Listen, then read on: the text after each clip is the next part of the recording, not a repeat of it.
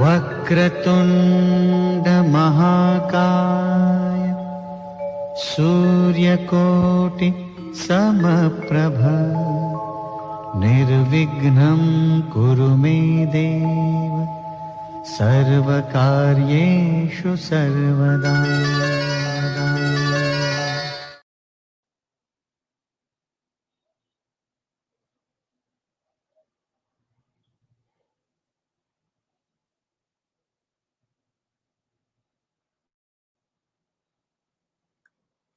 Namaste to all Sanatani Bandhus everywhere on this globe of ours.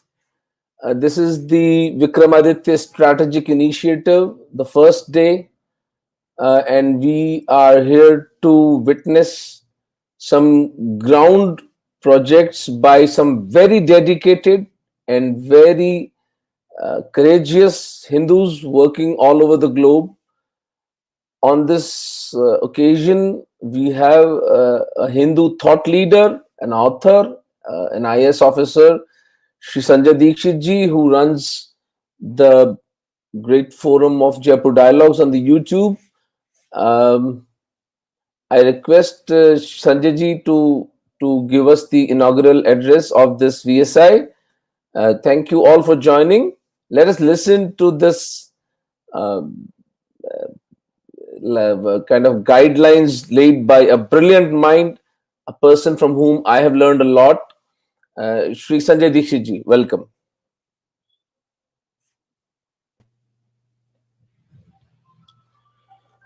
Namaste and good morning, brothers and sisters. Today, we are inaugurating a very important initiative. It is called Vikramadtiya Strategic Initiative.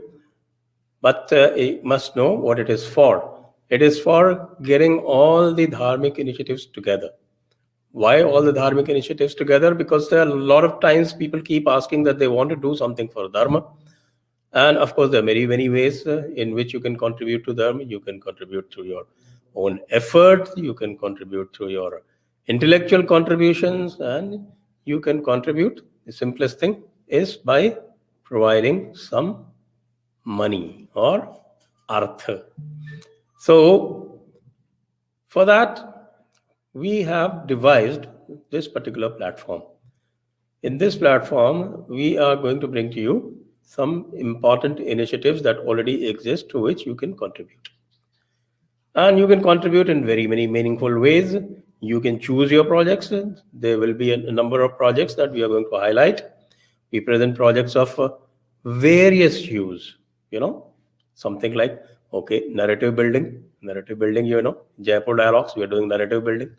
Then you will have helplines, you'll have anti-conversion platforms, you will have Ghar Wapsi platforms, you will have people who actually work for the refugees, especially the Hindu Sikh refugees that come from Pakistan. Then you have the anti-halal movement. And that is something that we have been husbanding for a pretty long time.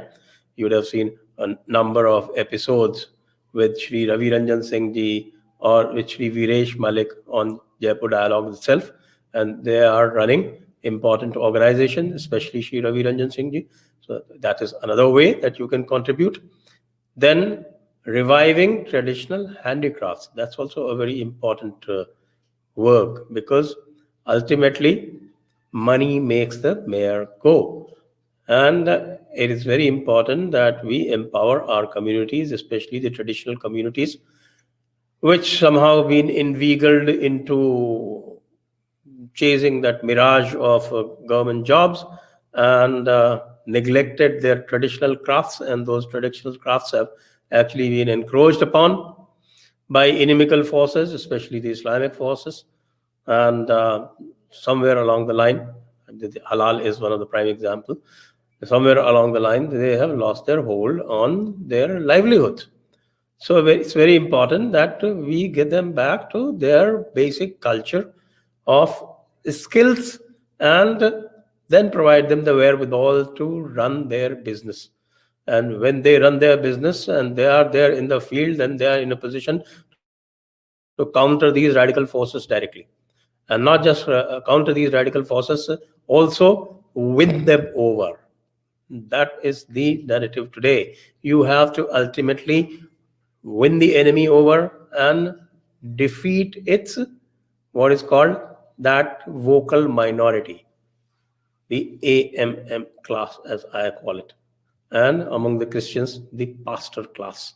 Okay, so choose your project and join as a volunteer, or fund these projects, or provide intellectual heft to it. Any of these three things, or any other thing that occurs to you, you can come and join and give it the heft, give it the push, and give it the power. That's what we need. This, of course, narrative building is the most important. I'll tell you this. So I think some people think that only action can do. Action alone is not enough. I am very clear about it. So, and it's something that the Bhagavad Gita puts it in the most beautiful manner. And the essence of the Bhagavad Gita is in its last shloka. And what does the last shloka say? The last shloka says, Yatra Yogeshwaraha Krishno, Yatra Partho Dhanurdhara, Tatra Shrir Vijayor Bhute, Dhruva Nitir Matir Mama. Sanjay is telling Dhritarashtra, without being prompted, because that is not his remit. He's only supposed to describe what is going on. He's not supposed to give his judgment. But then he is so overcome that he actually pronounces the judgment. And what is the judgment? The judgment is that where there is the wisdom of Krishna and where there is the dynamism or the karma of Arjun, there everything will be there. There will be wealth, there will be prosperity, there will be victory, there will be firm policy, everything will be there. Therefore, wisdom and action, these two have to go hand in hand. Therefore, narrative and action on the ground have to go hand in hand. I think some people might tell you that narrative building is dry intellectualizing. They cannot be more wrong. No Arjun could have won the war without Krishna setting the narrative. So let's be very clear about it. Narrative, action on the ground, all that has to go together. And therefore, all of you are being presented with this unique opportunity. And they're projects on the ground. And there are people like us. You choose who you want to be associated with in any which way. We've told you at least 3 ways that I could think of. There may be many more ways of getting associated with these. With that, I commend and recommend this initiative, this Vikramaditya strategic initiative, to all of you. I hope all of us, the entire Hindu Samaj, the entire Sanatani Samaj, the entire larger Dharmic Samaj gains from this and gets on to that path where we are able to worst our enemies. And we have many of them. Now at least we know them. In order to achieve that victory, please get on to the path of wisdom and action. Thank you. Happy watching.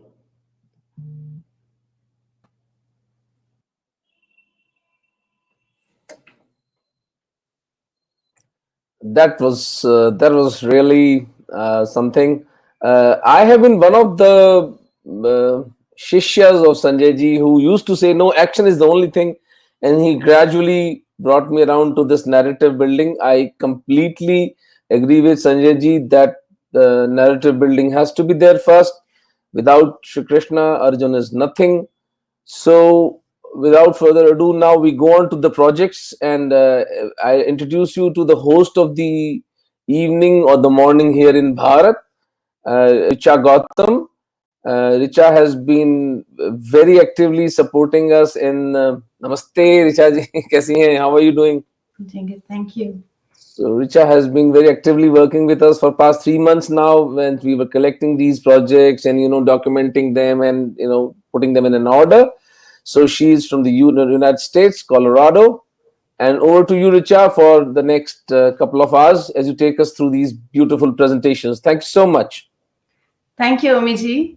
And welcome everyone to Vikramadtiya Strategic Initiative.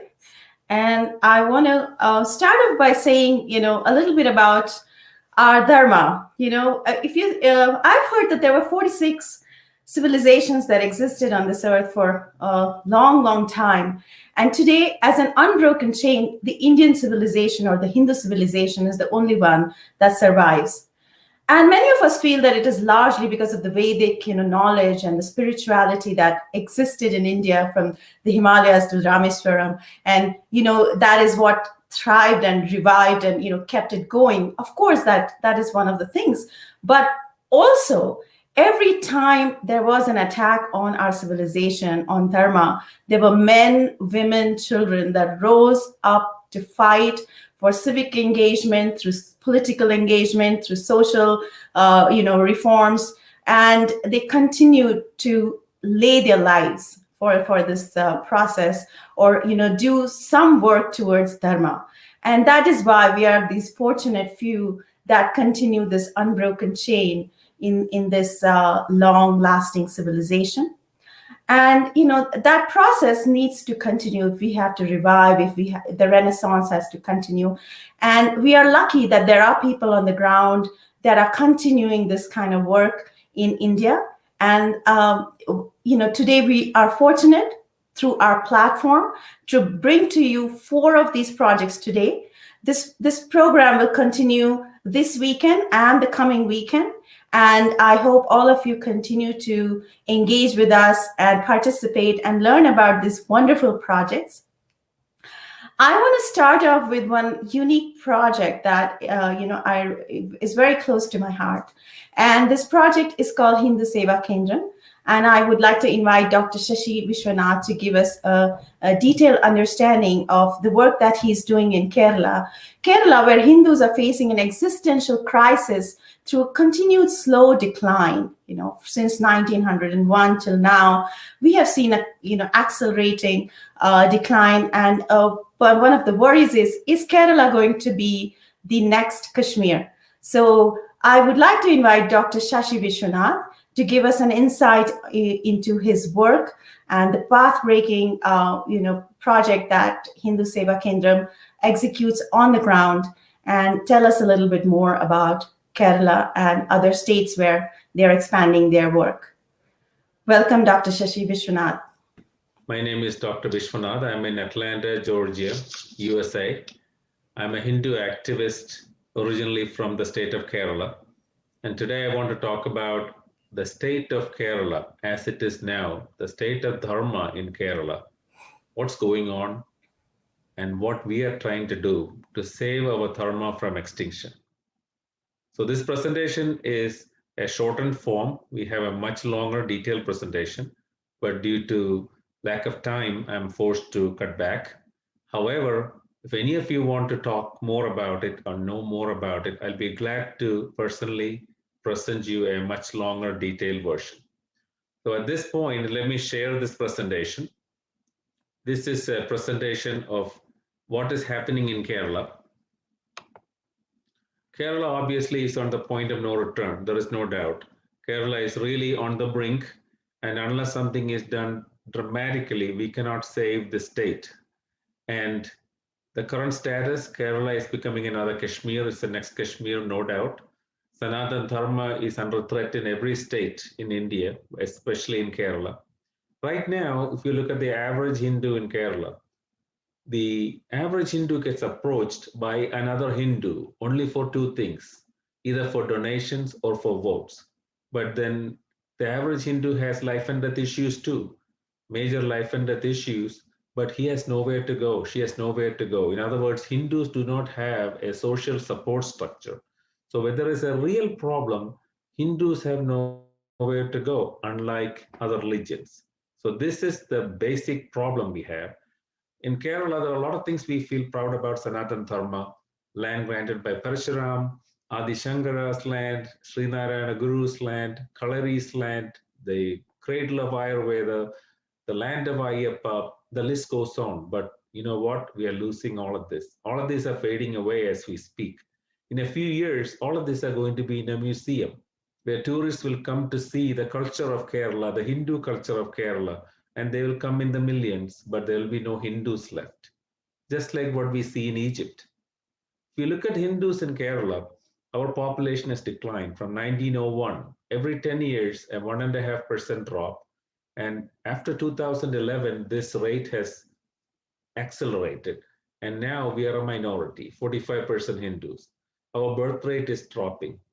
The Hindu fertility rate in Kerala is the lowest in India. No matter how you look at it, language-wise, religion-wise, the lowest in India, 1.54, well below the replacement value of 2.1.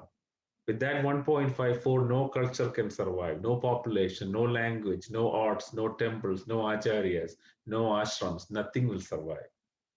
So this is our death knell. Look at Kashmir as a comparison, almost doubled in 15 years. In spite of daily curfew, schools closed, hospitals closed, no internet, no TV, no jobs, no food. Look at what happened to the birth rate in Kashmir. There's a lot to be learned from this. And if you look at Kerala, Hindu median age is higher, our family size is lower. All this reflects nothing but an aging population, less children. And most Hindus are simply not unaware, simply not aware that this is a demographic bomb about to explode.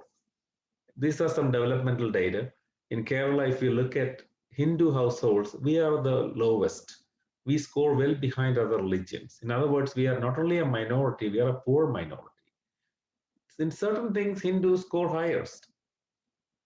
How? Suicides. Hindus form 92% of all the suicide victims in Kerala, almost 100 in that sense. Poverty. In Kerala, people do starve, but the only difference is 100% are Hindus. Political power, 0%. Entrepreneurship or business ownership or the business share of Kerala, in Kerala, Hindu share is less than 15%. I can give you more data. The money in the banks, Hindu share 9%. So Hindus are in pretty bad shape in every way in Kerala. Of course, this is not a Kerala only issue. Other parts of India are going through the same process, but a little behind us, that's all. I had to put a few examples. There's a lot more, but I put some examples. It's just a matter of time. Once Kerala leaves, the rest of the country will begin to disintegrate pretty quickly. So this is one way we show the Hindu problems in Kerala. On the surface, we see things like Sabrimala, love jihad. And these are all active issues. I'm not saying they're not active issues. They're active issues, but much bigger and sinister issues are lurking below the surface, like high suicide rates I talked about. Our population is declining. Silent conversions. I should say silent, massive conversion. Hundreds of thousands of Hindus get silently converted in Kerala. It's a big issue, and I am not exaggerating. And of course, the final threat, geographic elimination. We are wiped off the map. We are forced to flee, and we have to go and live in a refugee camp, but there is one condition. That refugee camp must be situated in a state where Hindus are still in a majority. So find a Hindu majority state and go to a refugee camp. That is the final threat, geographic elimination. Of course, this is complete in Kashmir. This is complete in Pakistan, almost complete in Bangladesh, and is happening as we speak in parts of Kerala. So the question is, what has been done? I want to highlight one organization called the Kerala Hindu Helpline, which was established in 2006 because Hindus have no social support system, very high rates of unemployment, suicides, and poverty. We set this up in 2006 as a 24-hour hotline. In a way, it was the very first Hindu hotline I can remember. This is the number. It's available 24/7. And professionally, this phone would be answered and we will talk to them, find out what's going on. there is any way we can help, we help. And we get hundreds of phone calls on this number. Starving Hindus, suicidal Hindus, Hindus who have lost their daughters to love jihad, Hindus who have no access to education, people who cannot afford medicines, homeless Hindus, you name it.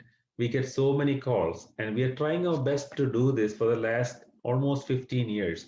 We have been doing it. However, the ground reality is, in spite of numerous Hindu organizations, 184 Hindu organizations in Kerala to be exact, they all do good work, well-intentioned work. They all do whatever they're supposed to do. However, Hinduism is declining. If you look at the data, every year our numbers, our political strength, our economic strength, educational strength, everything is shrinking. So our time is running out. We don't have much time left in Kerala unless something is done very quickly. Because of this, we had to think deep and hard and come up with a very quick solution. And the solution we came up with is called the Hindu Seva Kendra. Hindu Seva Kendram is a unique concept, one of a kind, the very first such attempt in Sanatana Dharma. Nowhere else has this been attempted. Hindu Seva Kendram is a micro-level institution, one in each panchayat.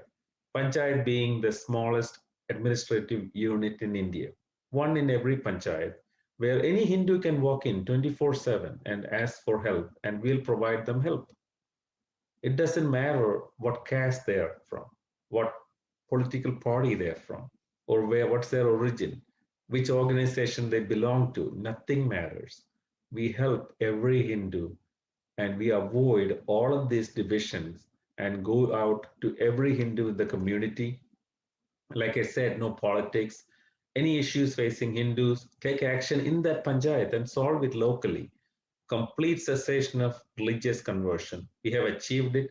Forced religious conversion, we have completely stopped in every panchayat we have worked so far. We have been able to do that quickly. And of course, nurturing young talent, training youngsters to become entrepreneurs. Remember, our business ownership rate is very poor in Kerala, so we had to bring it up.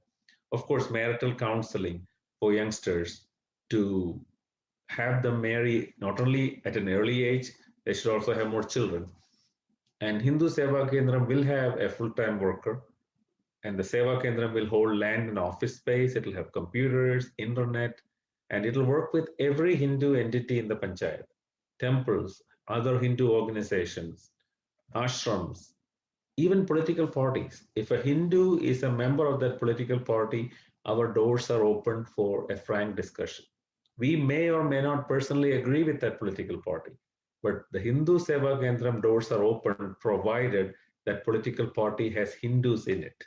And the last thing, which is the most important part of our work, is the database. It's the Hindu database of the panchayat. There is no Hindu database anywhere in the world now. Anywhere you go to a panchayat and say how many men, how many women, how many widows, how many alcoholics, how many people with cancer, how many girls who need help with education, how many girls who cannot be married off because they don't have the money to afford a marriage function. You'll be surprised, thousands of them. So we have to get the data. Nobody has the Hindu database. And so we start our work by creating a Hindu database in every panchayat. We have other programs we have been doing for years. One is called Anna Lakshmi Yojana, where Hindus in a particular area, well-off Hindus come together and give rice and groceries to poor Hindus in the same panchayat. And we've been doing it for many years. This is a voluntary program where Hindus help other Hindus around them. And we have been helping about 3,500 Hindus every month for the last several years. Of course, with the corona, that number has gone up quite a bit. We also have a very important initiative called Sanjeevani, which is meant for critically ill or terminally ill Hindus to give them free medical aid and financial support. So this distills down to one disease, which is cancer, which is epidemic in Kerala. Because cancer treatment is extremely expensive and complicated, most poor Hindus cannot afford it. Therefore, what do? Either they go home, lie down and die in pain, or they go to the nearest church and convert, because if they convert, they get free treatment. This is a huge problem. Thousands of people convert silently to live. They just want to live. I can't blame them for that. Nobody can blame them. They're converting to live. So Sanjeevani is meant to make an inroad into this. So we have about 500 doctors who volunteered free consultation. So any poor Hindu cancer patient, we can assure them free consultation in the state of Kerala. Free medicines, that's a totally different ball game, very expensive. We simply don't have the financial resources to go there, even though we are trying bits and pieces. Of course, we work against forced conversion. Remember, most conversions start from hunger or financial crisis, especially when it happens quickly. And Hindu Helpline and the Hindu Seva Kendram has intervened in more than 20,000 such cases. Especially the 24-hour hotline is very useful for that. And we have tried our best to create public awareness of the Hindu issues in Kerala, how we are sinking. But of course, our mainstream media is always silent. We also have a free legal assistance cells where we have lawyers who volunteer their time and on every Hindu issue all the way to the Supreme Court. And we are fighting at several fronts in Kerala, especially against the unfriendly governments. And I put some examples there on cases we actually won. We actually won certain cases where the government of Kerala tried to force certain temples to donate to its flood relief fund. Of course, churches and mosques were exempt. They only asked the Hindu temples, and they did it. A lot of them did. We went to court, and the High Court of Kerala reversed it, and 18 crore rupees had to be refunded to the temples by the government. Another case was a saffron flag case, which is like this. The government of Kerala decided that the saffron flag should be banned in Hindu temples from then on. And again, we went to court and had it reversed. But did anybody see it on the media? Did anybody read about it? None of the mainstream media is even talked about it. Why? Because of what I said before. Hinduism, Hindu culture is always portrayed in a negative way. We always get only negative stories. We never get anything positive. Now, Hindu Seva Kendram has an administrative committee, and this is called a Hindu Seva Samiti. And I gave the basic structure of it. People from different walks of life, different professions, they come together and run the show in each panchayat. And we train them every 3 months. So Hindu Seva Samiti is the administrative body of the Hindu Seva Kendram in that panchayat. So every panchayat will have a Hindu Seva Samiti. Other goals: obtain government assistance for needy Hindus. Right now, most poor Hindus do not get any assistance from the government simply because they don't know. They don't know what to apply for. So there's a lot of programs from the central government, especially for poor Hindus, but they don't even know about it. So we have to make them aware and apply on their behalf, assist educating Hindu children academically and spiritually. So have dharmic education classes. Every Kendram will have a library with basic Hindu texts, a study center, and of course, like I said before, counseling for women and children and nurturing entrepreneurs. In other words, have more businesses opened by Hindus, increase the Hindu cash flow in the community, and make the entire Hindu population more prosperous. And long term, we want to expand all over India. We have already started working in Tamil Nadu. People in other states have expressed interest. And we also have something called Agastya Research Foundation, which is our academic wing. I'm not going into that in detail. It's based in Bangalore. Our project timeline, very simple. In Kerala, Hindus are suffering from severe time deficiency. We don't have much time left.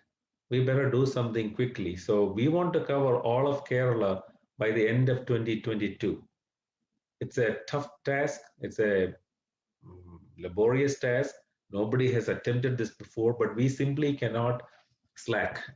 We don't have any time, so we have to do this. So we have opened 64 panchayats, and we want to reach 500 by the end of this year, and all of Kerala by 2022. To do this kind of work, we need financial support because we are attempting something nobody has done before, to reach every Hindu in Kerala and other states. So we need financial help. This is a typical budget of one panchayat. So I broke it down to office rent, salary, utilities, internet. All of that comes to approximately 25,000 rupees a month for a Kendram to work in one panchayat. Of course, we need computers and printers. And how do we get financial support? We ask everybody, but one important thing we differentiate from the rest of the crowd is that we are not asking for permanent support. Every Hindu Seva Kendram is supposed to be self-sufficient within a maximum of 2 years. If possible by 1 year. How? I'm coming to that in a later slide, but self-sufficiency like a church or like a mosque. If you drive by a church, you know instinctively, and they don't wait for a check from the Vatican before they pay their power bill or water bill. They get all that support from their own community. This is a new concept for Hindus, but we are implementing it at every panchayat we are opening. So different ways they can support Hindu Seva Kendram by a fixed amount per month. Every donor gets a monthly report. We may be one of the very few charities who do that, a monthly report. And of course, they're welcome to visit. And people with the financial wherewithal can adopt a Kendram, or people have adopted more than one. How do they do that? I put it down there. It's approximately 4,000 US dollars a year. For that first year, it's about 4,000 US dollars. And that's another way we can get the support. In other words, we need all the support ASAP to save Kerala. 5 years from now, this discussion will be moot because things may be too late then, or things will be too late. So how do we sustain the model in a panchayat? People have asked this question because they said, well, you want them to be self-sufficient after 2 years. This is how we do it. We already have detailed blueprints of this by creating self-help groups, promoting local businesses, increasing the Hindu cash flow, microfinancing. We already have a microfinancing arm of the Hindu Seva Kendram, which will go into each panchayat and work. In other words, we will create that self-sustained community funding. Only then a Hindu Seva Kendram will become self-sufficient and Hindus will be able to stand up and be proud about themselves, not by getting help from outside. Of course, we want to help from outside in the initial year or two, but after that, they should be on their own. And how will the funds be utilized? The funds you provide us will be used for infrastructure, overhead expenses, individual seva activities, and we are aiming to connect Hindu donors worldwide directly to needy Hindus. So there is no middleman and there's no deduction of any kind. We want to maintain full financial transparency where at the end of each year, we will have a financial report on our website. How do we report and monitor? Like I said before, every donor, even if they pay 1 rupee, will get a monthly report. We may be the only charity I know which sends out monthly reports to every donor. We set that bar very high because we want to make sure that we do good work. We will have an annual report, but a monthly report is a must. Anybody who has contributed to us, they know they get that monthly report. Every Hindu Seva Kendra will be monitored from the central location financially, performance-wise, because we have to make sure that their money transactions are done correctly. We will monitor them.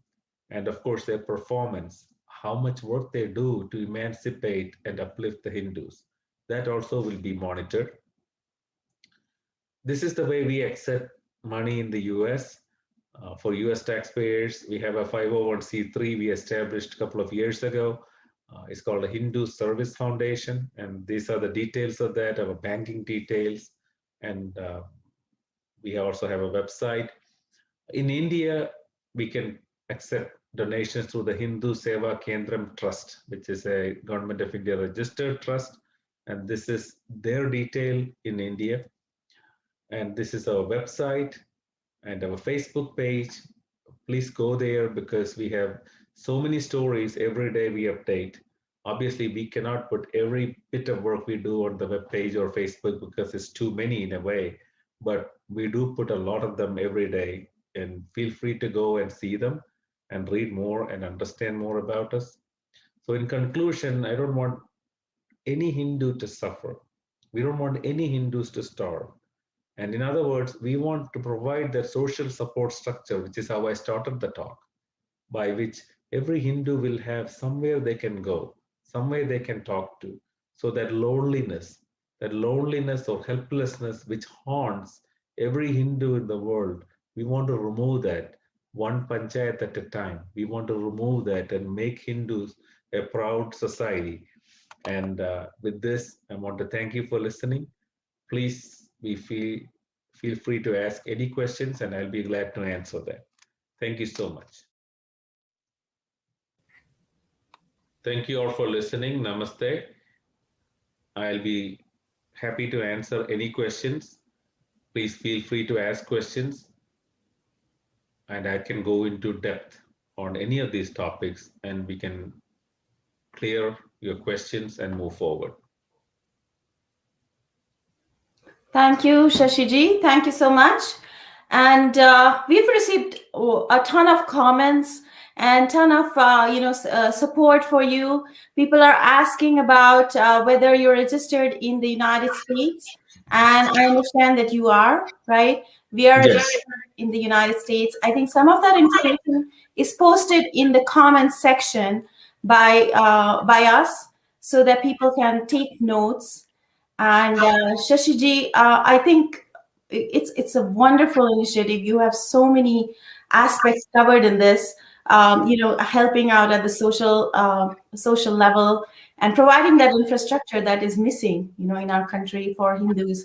So I think one of the questions we have is, what makes you unique as an organization? How is HSK unique?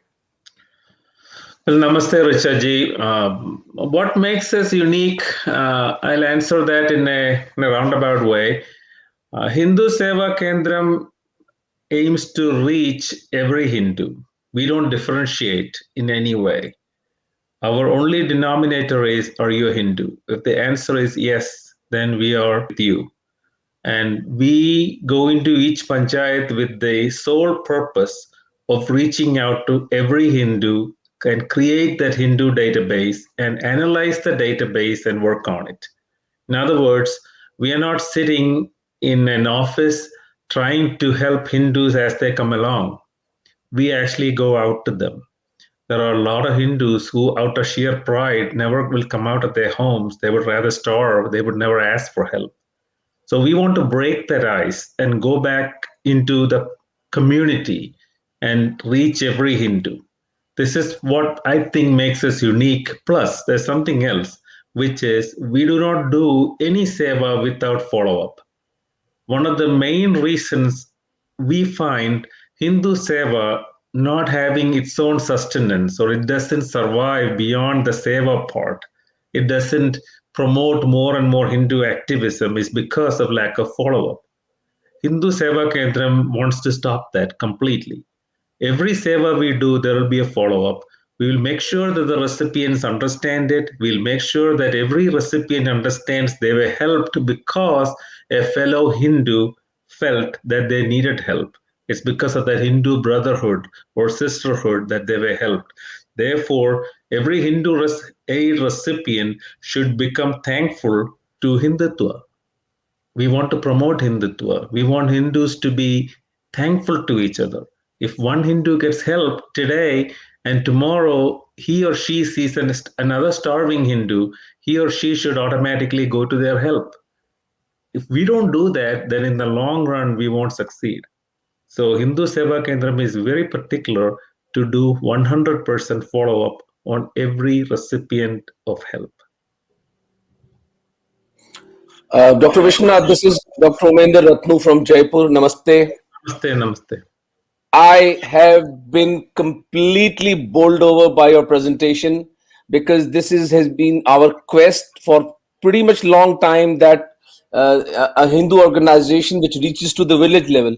My question to you is, how do you reach out to fellow Hindus to actually market your work? Like what we're doing here at the VSI is actually taking your work to the Hindu Samaj all over the globe.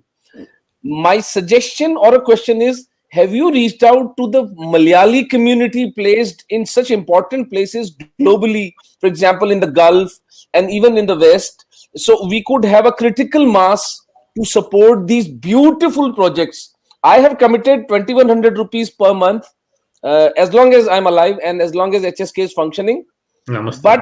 But we need to, really take this to the next level. That's my question and my suggestion. Thank you. Yeah, thank you again for your support. The way we do that is very simple. We have support groups for Hindu Seva Kendram in different parts of India. For example, in Hyderabad, we have Bangalore, we have one in Mumbai. We have support groups in some parts of the Middle East. Of course, we have our limitations. We have Hindu Seva Kendram groups in UK, and we have groups in Canada, and we have Hindu Seva Kendram support groups in almost every major city in the US. I wouldn't say every city, but major metropolitan areas, we have support groups. And there we do talk, we do discuss, we try to bring more awareness. We don't see this as a Malayali Hindu problem. We see this as a pan-Hindu issue. For example, if I see a starving Hindu in Trinidad, I should feel just as much pain. I should try to do help. So I take this message to non-Malayalis also. Any Hindu I see, I think I should talk to them. And we do. Thank you so much. Thank you so much. Namaste. Namaste. Shashiji, there's one last question that we can take, and this is from Mr. Rama Kumar Amritavakula, and he has actually committed also to help adopt a few villages. So I think that is going to be great. And he's asking about the love jihad issue that is so extreme in Kerala right now. So I think I would like you to take that. But, there are a lot of people who have committed and want to help. And I think, can we just say the name of your website or where they can connect with you? We are also going to post it on the comments section. But if you say it, that'll be better. Yes, if a donor in India wants to donate, all they have to do is to go to hindusevakendram.org. Just one word, hindusevakendram.org, and they have the capacity to contribute. If there is a donor in the United States and they want to make use of a tax deduction, then we have something called Hindu Service Foundation. hinduservicefoundation.org has its own website, and they're both in the comment section. I see that. Please visit either one, and depending on where you want to contribute, it should be fairly easy at that point. One question about love jihad. Yes, very important question. Kerala is the epicenter of love jihad. Nobody doubts it. It's the epicenter. And we are the only organization in Kerala who has actually gone and rescued Hindu girls. Not an easy task. We have intervened in more than 12,500 love jihad cases and rescued more than 8,500. And we have all the experience with love jihad. Love jihad is a very complicated subject. In fact, I believe we have the most experience with love jihad anywhere in the world. And I don't say that in a trivial way. It really is true. We have cases of love jihad every week. And like I said, more than 8,500 or total of more than almost 13,000 cases we have intervened in. It itself must be a number worth talking about. So we are on the ground. We are the only organization on the ground in Kerala who actually does something on the ground and physically rescuing a girl, legally pursuing it in court, and everything in between. We are the only ones who do it. Mm-hmm. Yes. And my friend Shubha Shalini ji, who actually I know she supports your organization. And, I think one of her great suggestions is that people should get together in a group and plan to adopt a center. It just takes around $350 a month, and it can actually save so many lives and help so many Hindus. And what Shashi ji has said, Hindu brotherhood and sisterhood is so important at this time when there is obviously a direct or indirect attack on, many of our cultural and civilizational values. So Shashiji, Can I add one last comment, please, Richaji, if you don't mind? sure. The comment is very simple. Every Hindu can be part of this. You don't have to have the financial wherewithal to adopt a Kendram. Everyone can donate a small amount per month, even a monthly donation of 10 rupees a month, or 100 rupees a month, or $10 a month. Everything helps. In fact, I think the strength is in those monthly donations done by ordinary Hindus. We should never ignore that strength of regular monthly contribution, however small. So I would urge every viewer, every Hindu, to make a contribution to the cause of however small the amount is. So please think about that. Even a monthly contribution of a small amount would be very, very useful for our dharma. I think everyone can save and, at least donate a little bit every month, to help out. And here, Mr. Venkat Putukuri, who runs Dana Dharma in Andhra Pradesh, wants to collaborate with your organization. I think that is a great idea for Hindu organizations to build that networking, to build that, cohesive support system. So, you can, build on that momentum of the groundwork they already have in Andhra Pradesh. Sure. So I want to thank everyone who's donating and opening up their wallets, and appreciate all of your help. Please, think about it. Like Shobhaji just wrote, whatever money we give in the temples may or may not go for Hindu causes. And Shashiji, I want to thank you for coming and presenting, and for all your time here and all the work that you do. Namaste. Namaste, Shashiji. So like I just said, that, instead of donating to temples, if we adopt some of these projects, or, donate whatever little we can to these projects, you can be assured that we have handpicked these projects because we know directly work with them, and we know that these projects are absolutely committed to Hindu Dharma and to the work on the ground for our people. And I want to thus move on to the next topic, which is actually temples. Temples were civilizationally originally at the center of the Indic civilization and Hindu Dharma. Pathshalas used to run, gurukuls used to run, and hospitals used to run through that money that was donated there. Even the king used to, put a large chunk of the money there, and the priest, had that power and support as a spiritual leader of the community to support that. It also was an economic stronghold for traders. As we all know, when the invaders came and the barbarians came, they decided they were going to loot the wealth and break the temples. Well, the British was smarter. They did not break the temples. They decided they were going to take it under the British government control, and they would use that money, whatever money from the hundis was taken away, and as a loot or a bounty for the British. Sadly, though we are independent since 1947, our temples are not. That is why, to paraphrase Sri Aurobindo, who said, we may have achieved independence of the country, but if Hindu Dharma has to survive, there has to be an Indic Renaissance. And that cannot happen unless our temples are free and that whole cultural milieu is established again. And I want to talk about the legal fight, rather have T.R. Rameshji talk about the legal fight that he does. He's at the forefront of trying to free these temples from government control, encroachment of land that happens, and billions of dollars that go away from, which could have helped Hindus and Hindu Dharma, but that is going away and is taken away for absolutely anything except helping the Hindu cause.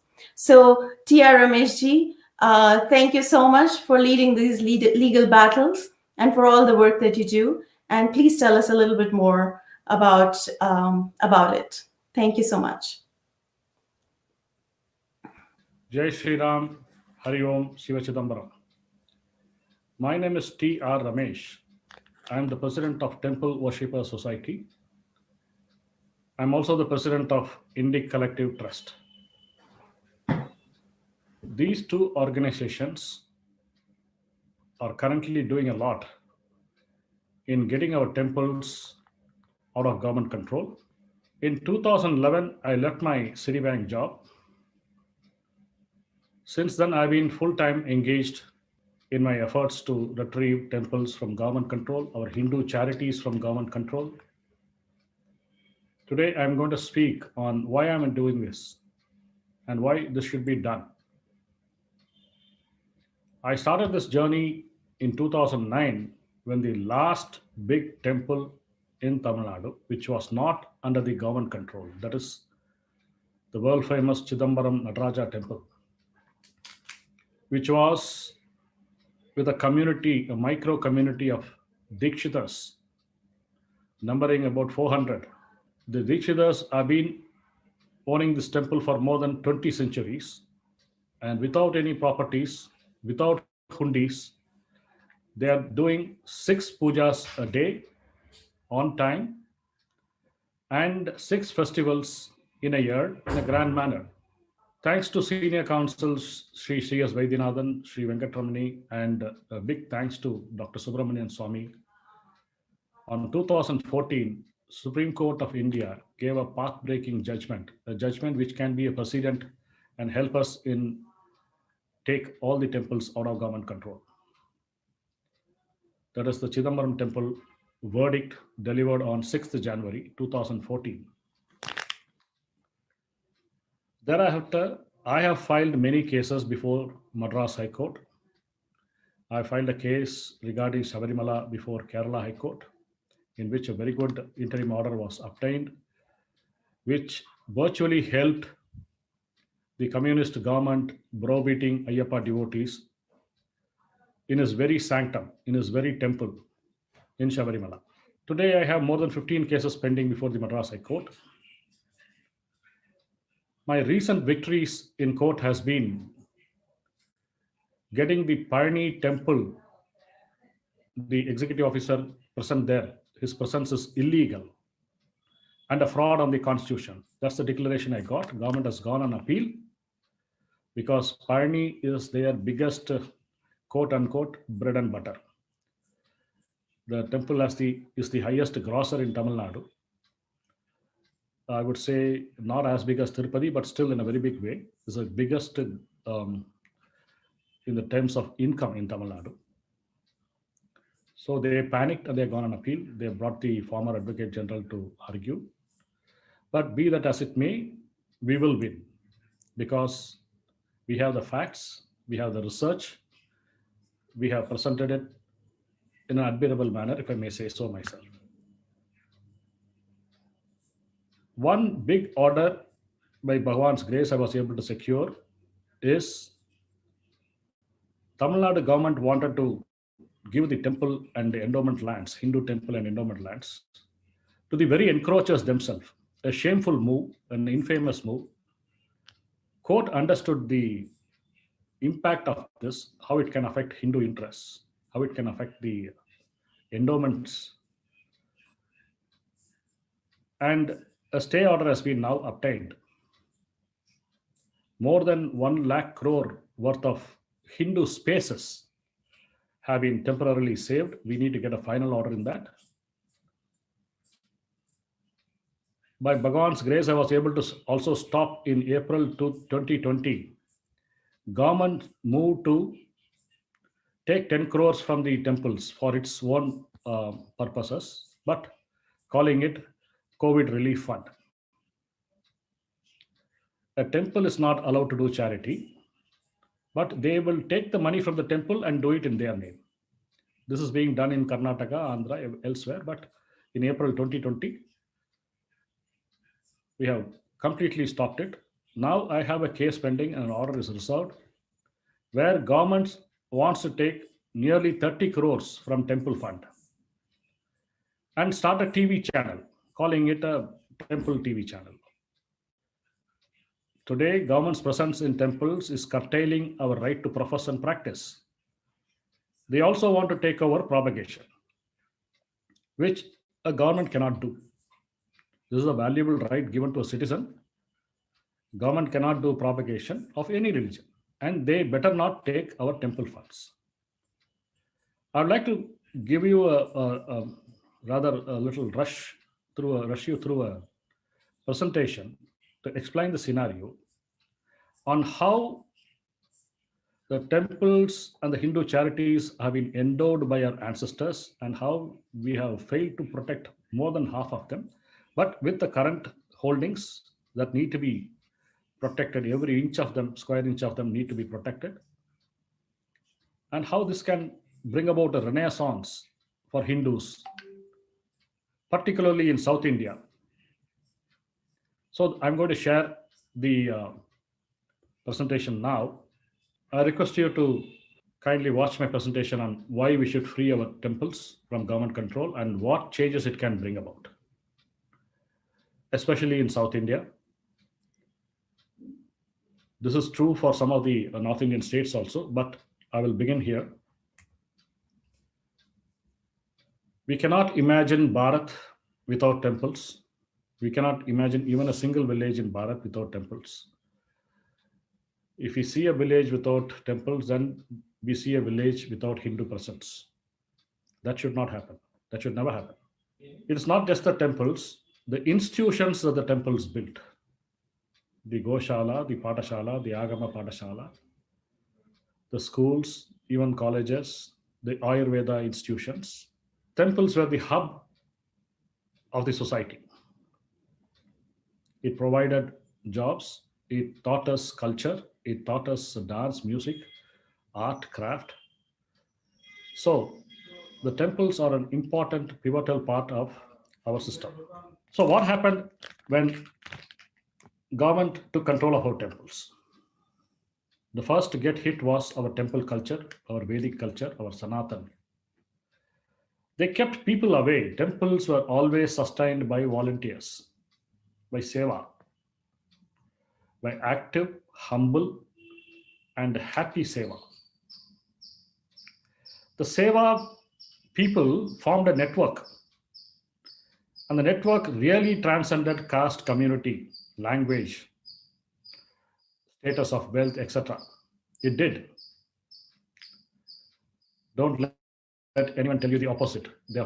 Such a statement would be false. Then, because government came, the government inefficiency and corruption came, the true income of the temples and their properties, it started dwindling. Our dharmic institutions were systematically closed. Art and artisans were not encouraged. Temples were the patrons of such arts. The patronship vanished under government. Then our statues, our icons, they were stolen, they were melted, our antique jewels were stolen. Thus our heritage was put to great loss.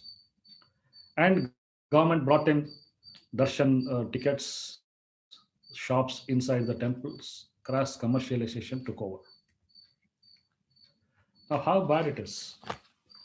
For 70 years or more, Hindus have been alienated from their temples. They can't take a decision, they can't partake. They are not the stakeholders. How the temple should be run, how the dharmic institution should be run.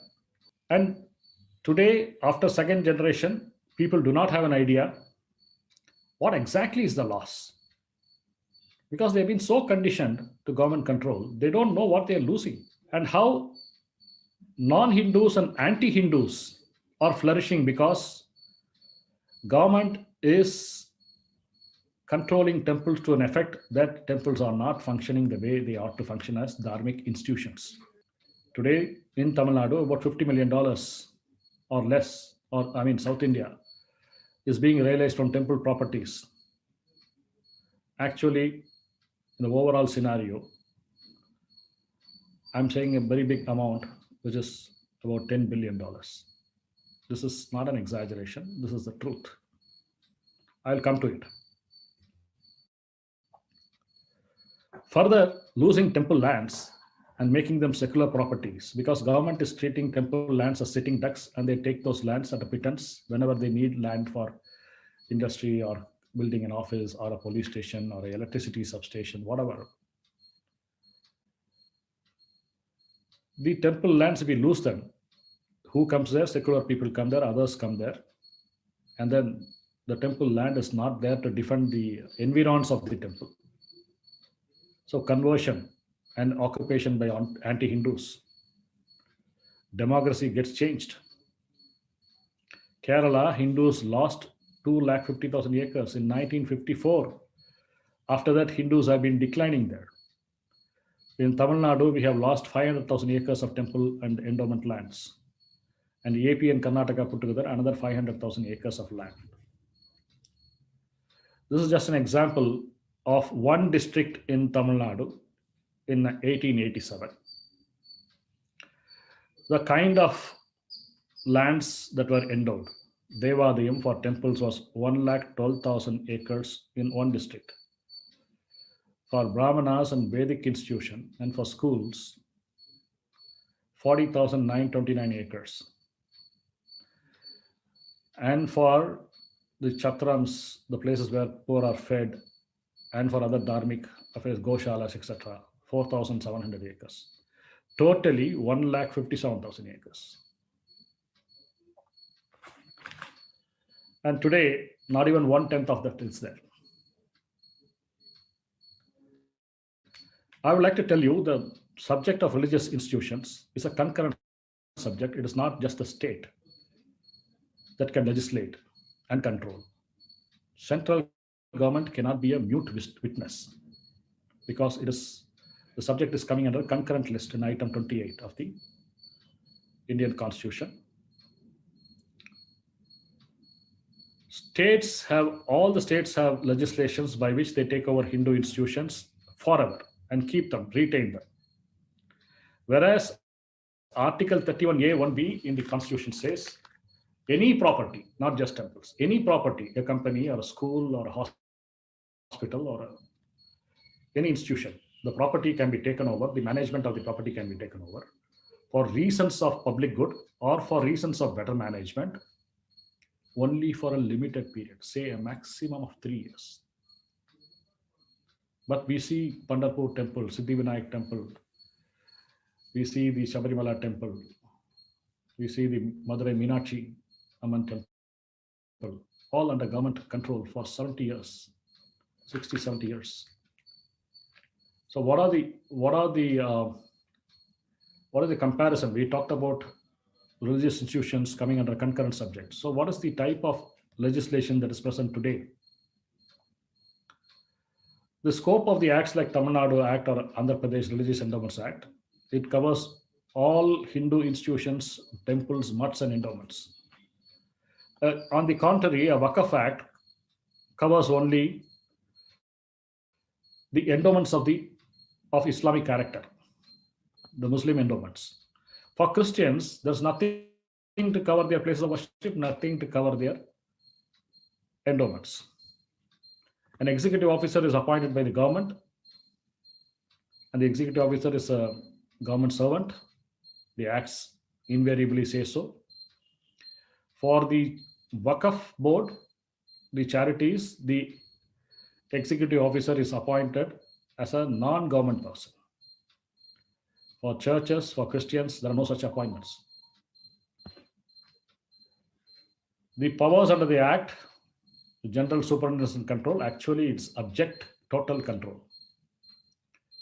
For the Waqfs, it's only supervision of the properties of the Waqfs. For the Christian, again, they're extremely well off, better off than the Hindus and even the Muslims. No act, no control, nothing. By the state legislations, the government interferes even in religious matters. Though they say we don't, they interfere. They fix your budget. They tell you on which date the consecration of the temple has to be done. They tell you who to appoint as Archaka. Total interference. They tell you who can enter your temple. Like in Shabarimala they did. In the Waqf Act, the Act doesn't apply to mosques. The Act specifically prohibits interference in religious matters, and it is scrupulously followed. As far as Christians, only if there is an act, we need to think about it. There is nothing to stop Christians from preaching their religion and converting people. Very, very convenient. Losing 50,000 acres of temple lands after 1950 made Kanyakumari district 50% Christian. Losing 250,000 acres in Kerala declined the 70% Hindus to 50% or even less. In Tamil Nadu, close to 1 billion is being lost every year because of encroachment in temple and endowment lands. The result is Hindus end up enriching non-Hindus, since no temples, colleges, hospitals are run by Hindu temples. Just one or two here, not 300 or 400 like the Christian churches run. We have the largest number of thefts of antiquities in our temples under government.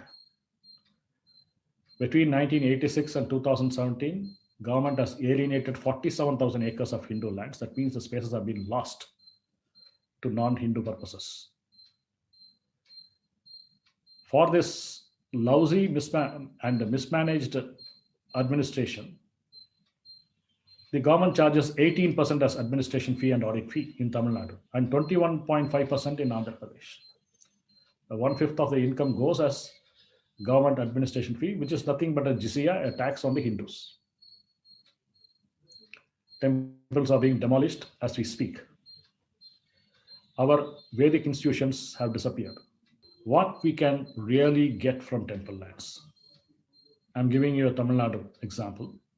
478,000 acres of agricultural lands, 290 million square feet of urban sites, 22,600 buildings. This is the immovable property wealth of Tamil Nadu.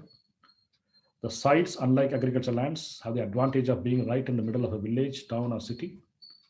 A very easy, this is simple maths, a very easy 5 rupee per square foot per month can be obtained. The basic. There are sites in Chennai right next to the Boat Club Road, which is the most prestigious area in Chennai in terms of real estate. Most, it's an extremely costly place to buy land. There, the Kapalishwar temple has 305 grounds, and the government fixed rental per ground per month. The ground is 2,400 square feet. It's 3 lakh rupees. Whereas I'm talking about 5 rupees per square foot. That is like less than 10,000 rupees for a ground. If you calculate 5 rupees per square foot per month, the sum works out to 1,745 crores per annum. Add another 4,400 million square feet from 100,000 agricultural lands which have become semi-urban areas. You charge only 1 rupee per square foot there.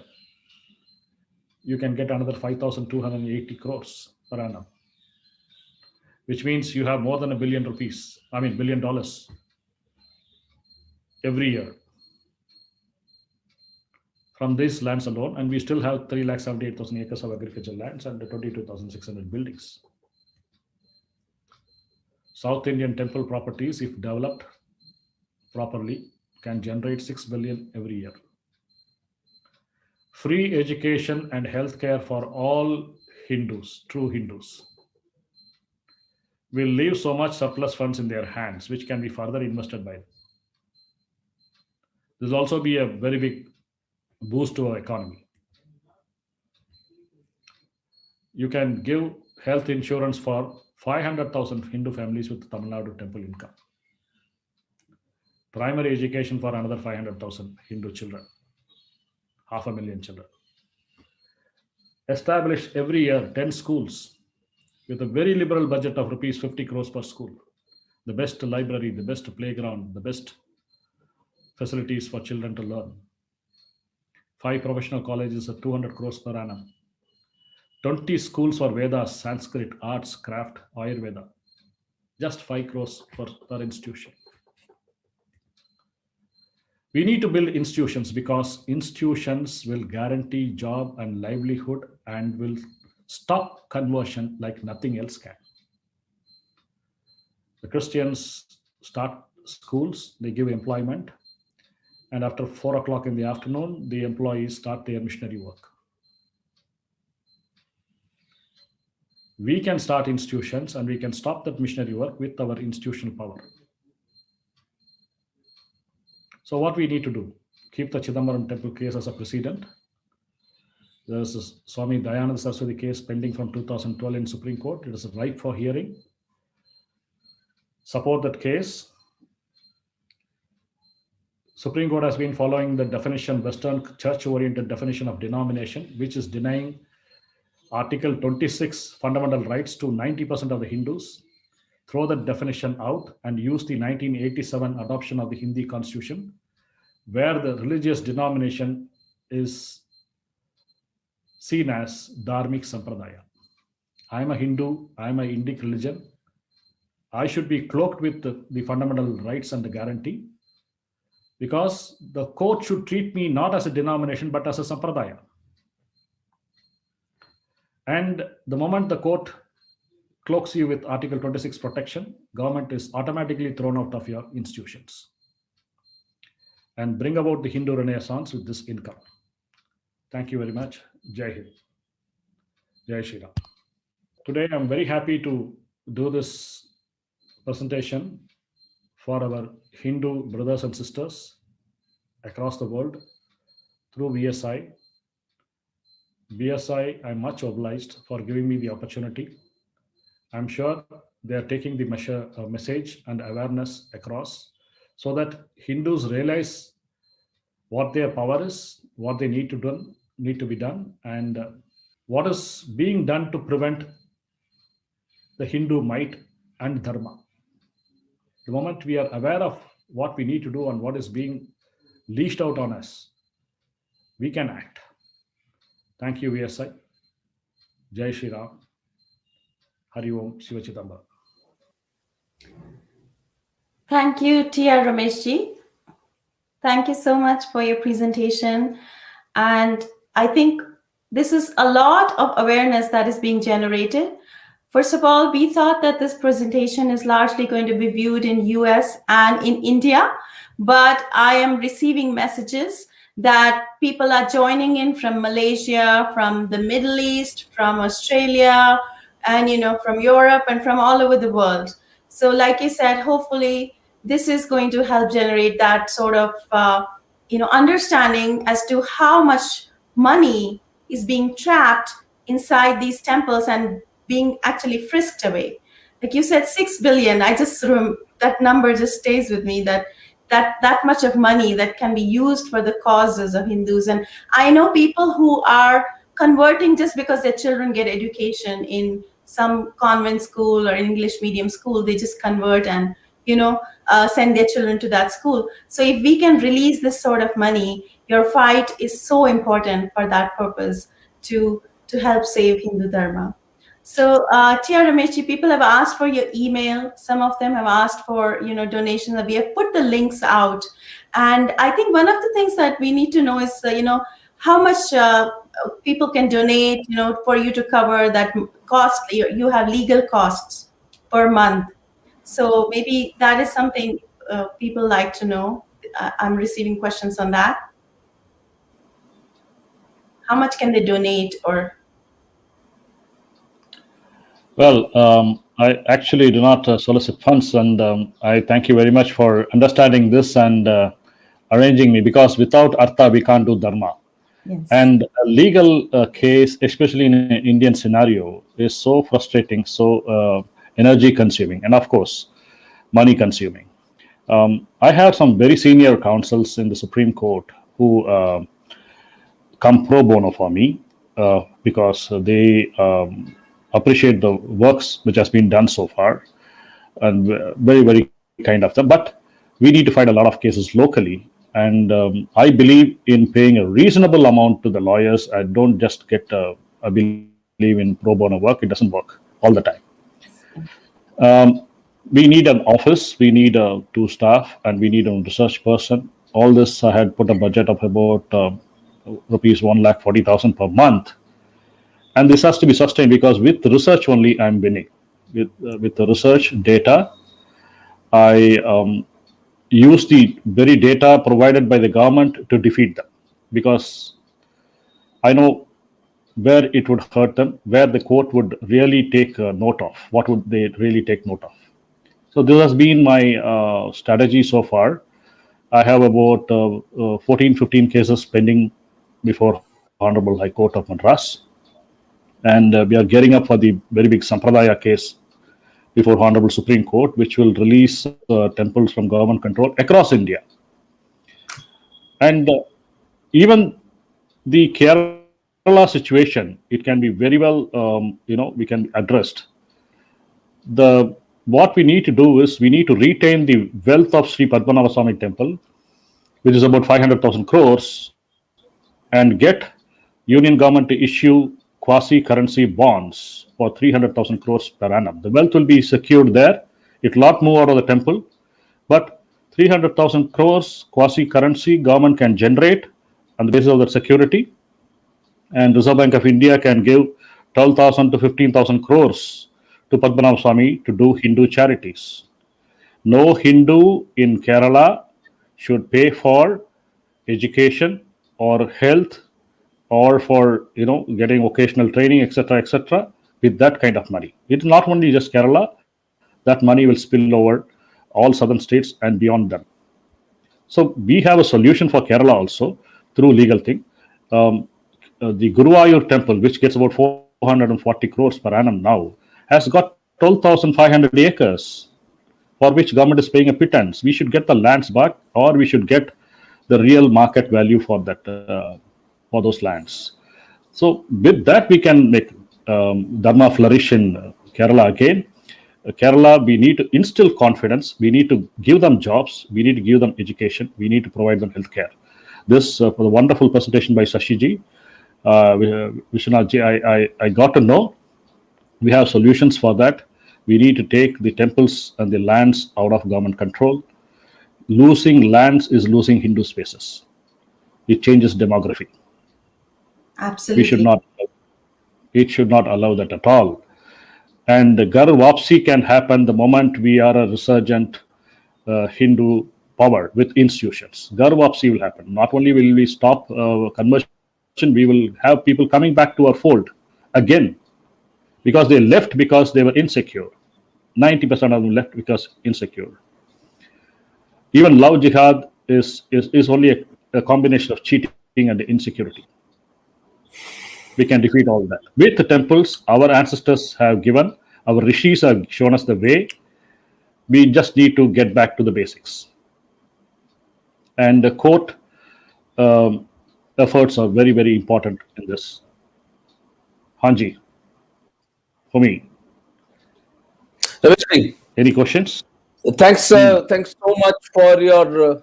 Can you hear me? Yes, I can. So this was a great presentation, and I know you personally. So we have met so many times, and in this whole maze of this temple protection and all that, which has been going on for decades now. My request to you is to give a one-line solution to an average Hindu like me. I'm a middle-class Hindu going to my hospital, taking care of my family needs. Give me a simple, solution which I can offer either in narrative building. Funding is separate. Everything is separate. What is a simple thing that an average Hindu can do to help you in getting this temple freedom? A simple suggestion, and very briefly. Okay. The temple belongs to them and not to the government. First, they should realize that's it. They should realize that the temple belongs to the community, to the individual Hindus, and they should involve themselves in the temples. The temple will take care of them. It'll absolutely take care of them. Especially in South India, all these temples are propertied, or one property of one temple can take care of 1,000 temples, like Tirupati. Tirupati today gets about 3,500 crore rupees per annum, but because of government control, they started posting people unnecessarily by taking 30 lakhs, 50 lakhs for each such posting. And today the salary bill alone has come to about 40% of the total collection. The administration cost of a charity or a dharmic institution should be less than 5%. So, okay. So what can an ordinary Hindu do about raise awareness? awareness, agitation when required. See, okay, I'll tell you one solution. Now elections are coming in Tamil Nadu and Kerala. One solution. Yeah.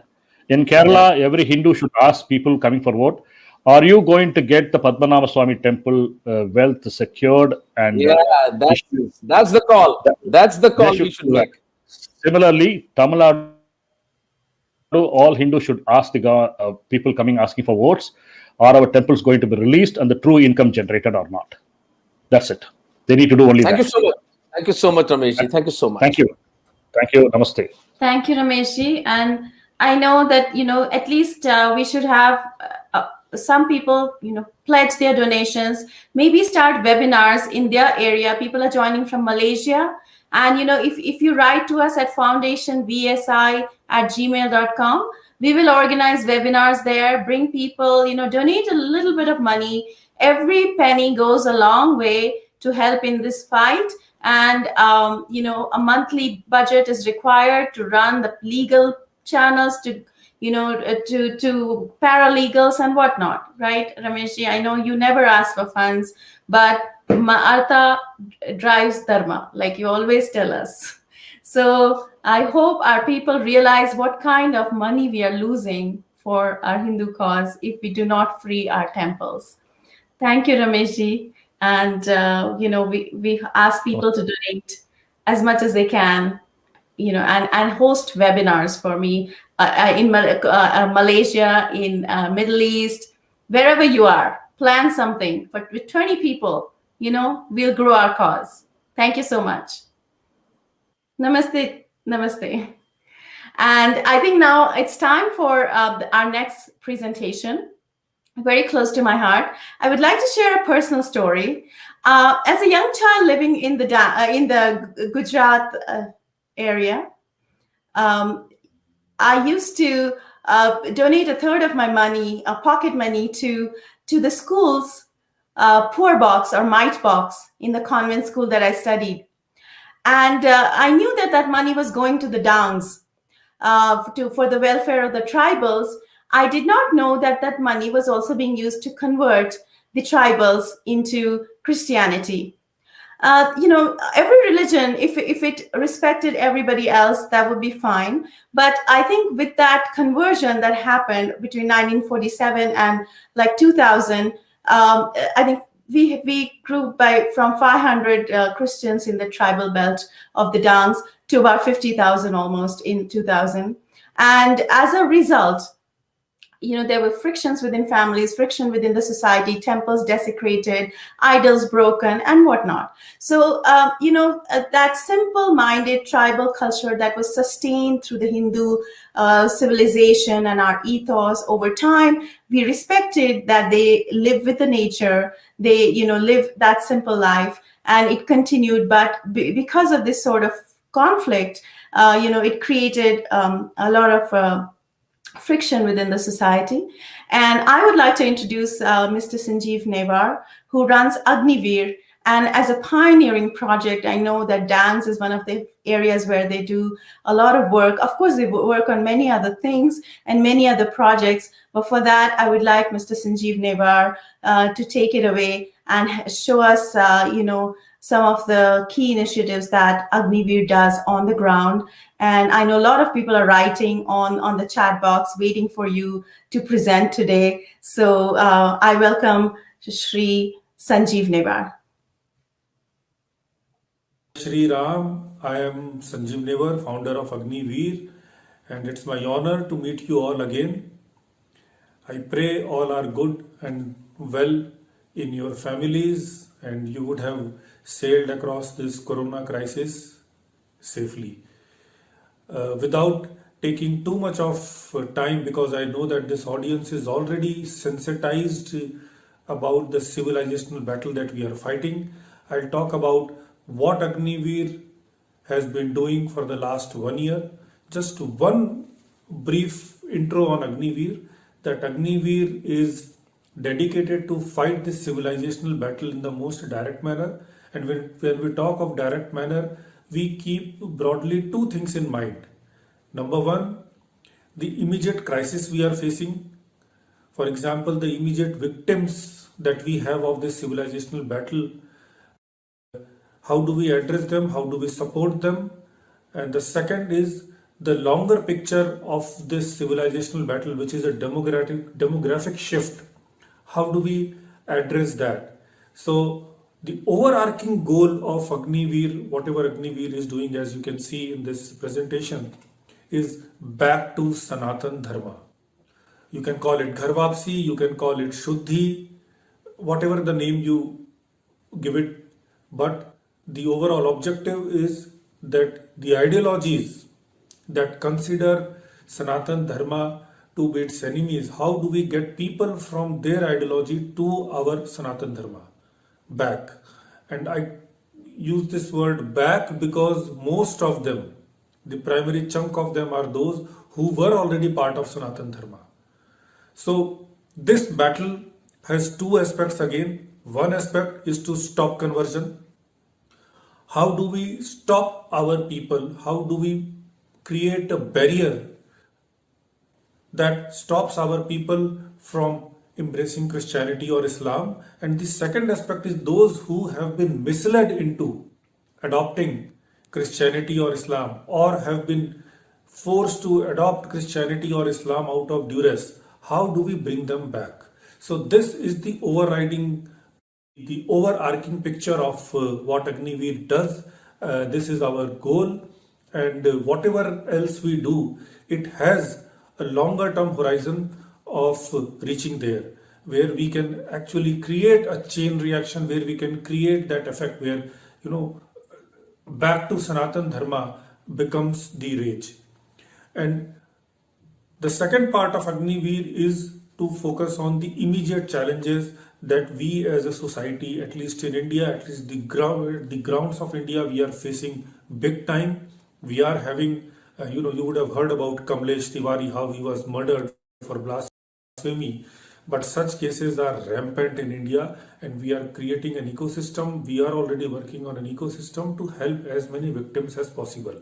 Love jihad is far, far more rampant than it was ever before, than what you would even read in social media or through generic media. Generic media, of course, doesn't even capture it, doesn't even talk about it, but even in social media, whatever you read is only a small part of it. So we are dedicated to stop love jihad and to support the victims of love jihad. In fact, very recently, a brainwashed love jihad prey and her boyfriend, they came and they systematically targeted Agniveer, and the girl was known to one of our Agniveers, so who would help the girl. But she was a married girl, and but nobody knew that she had a Muslim boyfriend, and both of them came, and then they just killed everybody in the family, from small children to the elders. So this is a horrific incident that happened in Ghaziabad. It even hit the headlines. So we are facing these challenges, but despite these challenges that Agniveer is facing, we will not budge down, because this is Dharm Yudh. This is Kurukshetra. One of the major focus areas that I will keep for today's presentation is the work that we are doing for tribal integration, tribal welfare in Gujarat, Dang. They have a rich and old, great culture of Sanatan Dharma, but with the influx of Christian missionaries, now suddenly the things are in shambles, and almost 70% of the population out there, or probably more, has become Christian. Our team is working there, and we are bringing people back. So for the first time, Dang is seeing a reversal of conversion. So we do a lot of tribal welfare integration work. We do a lot of Dalit unity integration. A significant number of people in Agniveer are from Dalit community, or so-called Dalit community, the scheduled castes. And the reason is, first of all, the scheduled caste people are one of the most dharmic communities that you can see. However, they are being specifically targeted to break the Hindu unity by these anti-Hindu forces. So these days you will see a lot about Jai Bhim, Jai Meem. So our goal is to break that nexus. We do a lot of Beti Raksha, which is all about stopping love jihad, encouraging Muslim Betis to adopt Sanatan Dharma and marry Hindus. Gauraksha is another prime focus, and now in last year in Gujarat we saved thousands of cows. It became a talking point because that was the time when PETA had also issued that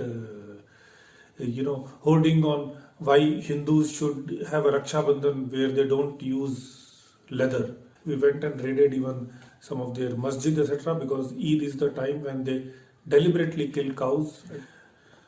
We have started ambulance service to serve injured Gomatas. Another big project that we have taken this time is Mandir Nirman. So this is again in Gujarat, in among tribals, among Vanvasis. We have identified 50 mandirs, and I will show you a brief presentation of the work we do and this mandir aspect also. Let me just show you. We identified these 50 mandirs, and we are renovating them. We are rebuilding them. They are in completely ruined state. So you can see, some of the pictures. So how we identified these places, and now we are working to rebuild them, construct them, and create mandirs as the nodes of dharmic ecosystem, because we believe that mandirs are not only for spiritual upliftment, mandirs are not only for our spiritual growth, but these are also crucial, critical, mandatory nodes of our social ecosystem, our economic ecosystem, and to support the entire Sanatan Parivar as a whole. We have started this Atmanirbhar project where we are supporting the Sanatani Dharmic people generate self-employment. We have started a niche where we are creating these dharmic handicrafts and dharmic small to large mandirs and designs for home. We have a lot of books, publication material which we use, which we have published. We have around 27 books which are already in public, and we create a lot of other content, easy to read content for masses to bring them back to Sanatan Dharma and know about our enemies. Some of you would have been aware of the Gems of Bollywood project that I started with an eminent journalist, Swati Goyal Sharma ji, and this has been very crucial in getting some of the anti-Hindu things made in name of entertainment being questioned even by government. So, for example, you would have heard about the film Tandav, the web series Tandav, which had to be censored. We have also Lakshmi Bomb film got flopped. So we are creating awareness through this channel, and very recently we are working on a project to support the government in to support the government for policy making in this regard. We also started Gems of News in the same line to bring out the hypocrisy of our media. There is another handle, Pakistan Untold, which again became popular, which has been used by key people, key officials, because this brings true picture of Pakistan, so that evidence is brought here. Another initiative that we have recently begun is Pujari Seva, because we have always believed that the Pujari community has been one of the most vulnerable and villainized community. Everything from media to textbooks to the general discourse that we see, the news, they paint these pujaris as some kind of a villain. You watch any Bollywood movie and you will understand what I am talking about. We created a Sevanay Utthan Foundation where we are supporting the needy pujaris, helping them, because they also don't have any kind of a governmental support mechanism in place, and then everybody just villainizes, dhongi sadhu, muh mein ram, bagal mein churi. the kind of lingo also that has been brought in our mind is such that, and that is why this palgar happens. The moment somebody sees a saffron clothed person, they say, "Ye to dongi hai, dongi baba." So we are working, we are trying to support, and we want to grow it into a big ecosystem. During the Delhi riots, which was one of the worst riots in the hub of the country during a VIP visit, it was a massive riot. So I personally was on the field trying to do rehab, and after the riots were over, we have reached out to victims, and we have supported as many victims as possible with fund support, and now we are reviving the culture of puja bhakti, because there are these small mandirs, and people were scared after the riots to come out and do worship. So now we have created a team out there in northeast Delhi, and we are bringing people to streets on Tuesdays and Saturdays to sing Hanuman Chalisa, to do puja, to bring to show a community level support, to show a community integration, and get out of their homes. So because that is the only way we can prevent riots. So that dharmic ecosystem is now being rebuilt.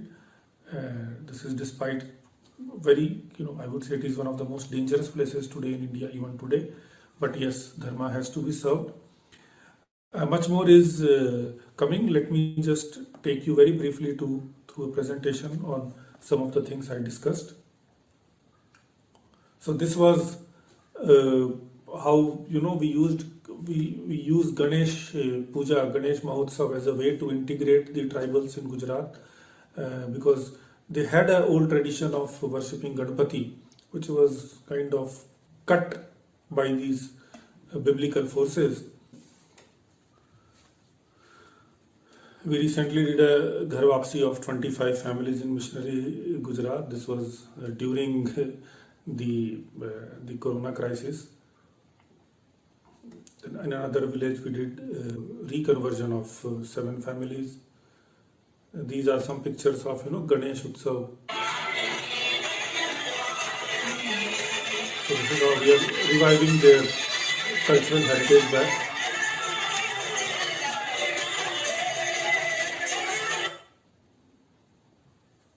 So these are some news coverages that we got.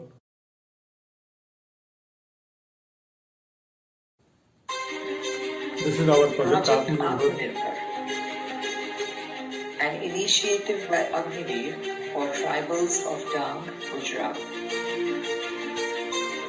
Agniveer symbolizes the efforts of souls marching together towards the ultimate goal of peaceful living. Focusing only on right knowledge, right actions, and right devotion. We believe in one world, one humanity, one family. This initiative by Agniveer will provide self-employment opportunities to the tribals of Dang, Gujarat.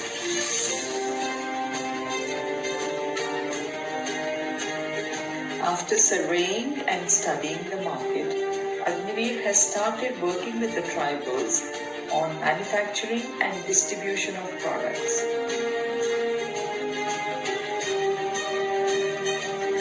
We would like to invite you to join us and be a part of this journey to help these tribals live a better life.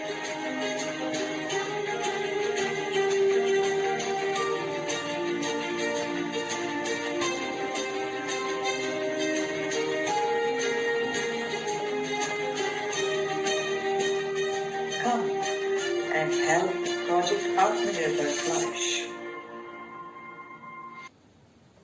So we have teams and volunteers in UP, Gujarat, Tamil Nadu, Assam. In Tamil Nadu, I'll just show, we are making mandir in the same area where the news splash that 3,000 Dalits are converting to Islam, and right now there we are having a Bhavya Sitaram Mandir. So another Ram Mandir, one is being built in Ayodhya, and coincidentally around the same time we started this project in Tamil Nadu. So this is again tight slap to the separatist forces out there, that is Dharma. We have team in Assam, Jammu Kashmir. We have teams in Telangana, Maharashtra, Chhattisgarh, Jharkhand, Delhi, Rajasthan. One of the projects where I would definitely humbly urge all of you to support is this reconstruction of 50 temples that were left dormant or demolished or encroached by illegal church in sensitive missionary hit tribal area of Dang, Gujarat. So each of these places already has, we identified these 50 places where there is already a church out there, and we want to reconstruct these temples to counter the church directly. We have already started construction at 10 sites, and it would be a game changer. It would be because Dang is the hub, the key experimental ground for these missionaries. So what we do here, it has reverberations in the entire missionary nexus. This will go a long way in changing what happens all across. So these are some images, snaps from our Gau Seva, where we serve injured cows. And in Ghaziabad, we also fixed radium belts on neck of our Gau Matas and Nandi Babas to prevent road accidents, which are becoming very common out there. These are our Gauraksha cages, which we have done with police.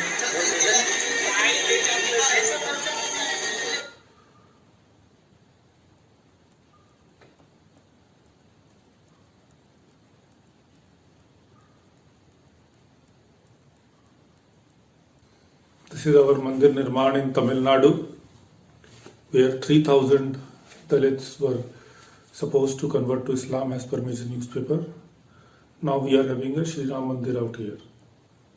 This is the dharmic design, Atmanirbhar Bharat, as part of Atmanirbhar Bharat that we have taken up, where we do these kind of dharmic designs. This is our small Gaushala cum ashram in Noida NCR, where we also conduct different dharmic camps to attract children around towards Sanatan Dharma. We have around 60 cows right now. Akhada in West UP.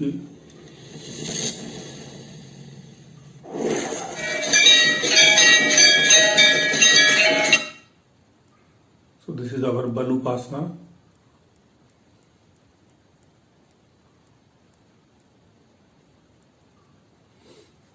This is again, Islamists and missionaries have reached West UP as well, and even in East UP. So we are conducting Ghar Wapsi Karyakrams out there to get people back to our Sanatan Dharma.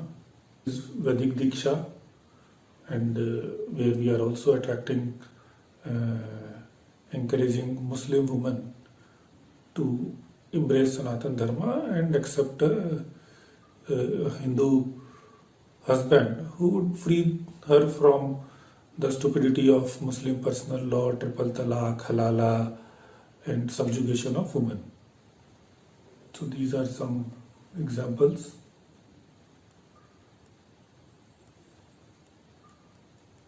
The new team has come up in Chhattisgarh. Of course, Gems of Bollywood, I talked, Sevanai Utthan, where we supported riot victims.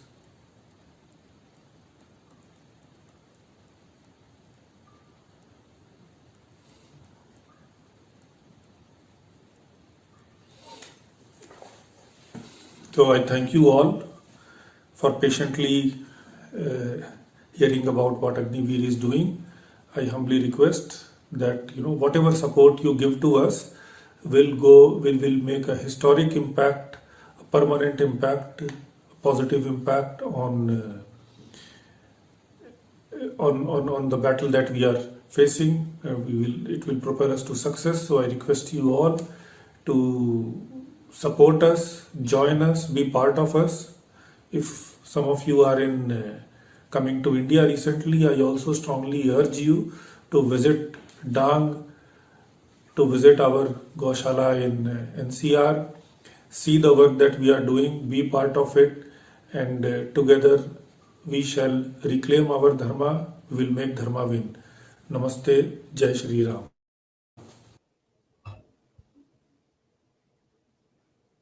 Thank you so much, Sanjeevji.